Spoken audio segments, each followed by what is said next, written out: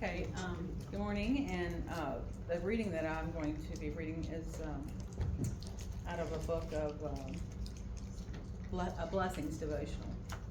Silence and solitude to seek God's will. Everybody wants to know God's will, but few of us have the discipline to seek God alone and wait for his answers.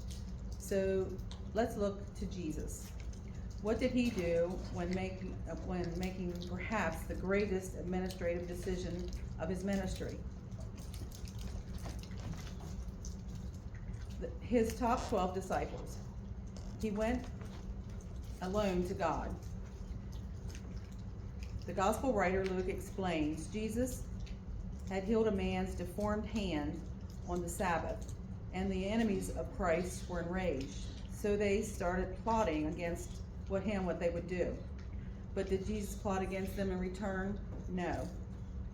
Instead, he went to the mountain to pray, and he prayed to God all night.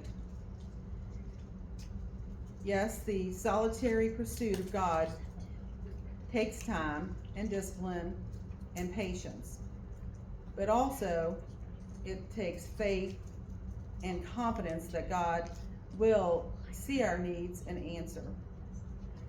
Then at daybreak,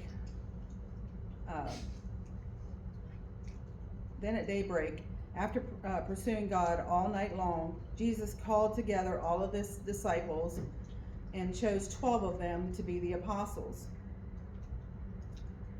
Talk about waiting for a clear answer.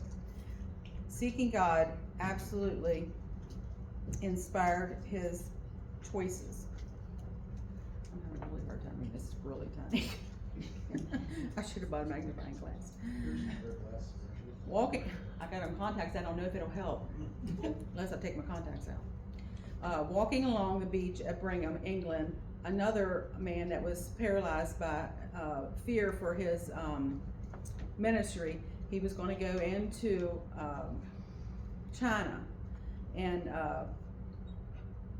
he thought the responsibility was a lot on him. So he went to God for answer to his prayer too. And in answer to his prayer, his answer was, "Why, if we are obeying the Lord, the responsibility rests with him, not with us. Thus the Lord has all of the responsibility and burden." And after hearing this, he felt like he gave up his burden to Jesus, and he would take care of the situation. Describing the moment to a friend, he said, "How restfully I turned away from that burden and conflict, and that it all ended and all went to peace." Solitude with God works. Why, with him, we are never alone. Whatever your best time of the day, give that to the Lord. To go with the communion, is somebody gonna pass those out? Yeah. Okay. As they were eating, he took the bread, and after blessing it, I had one, sorry. I was too concentrated on trying to read the words. Oh my gosh. And as they were eating, he took the bread, and after blessing it, broke it and gave it to them and said, "Take, this is my body." Hopefully this is not too hard. They're not that hard to get open this time.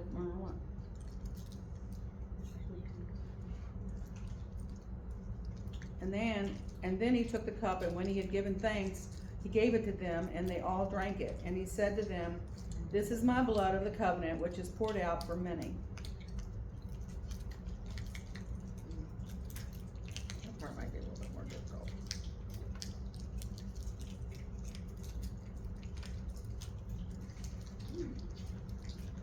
"Truly I say to you, I will not drink again of the fruit of the vine until that day when I drink it new in the kingdom of God."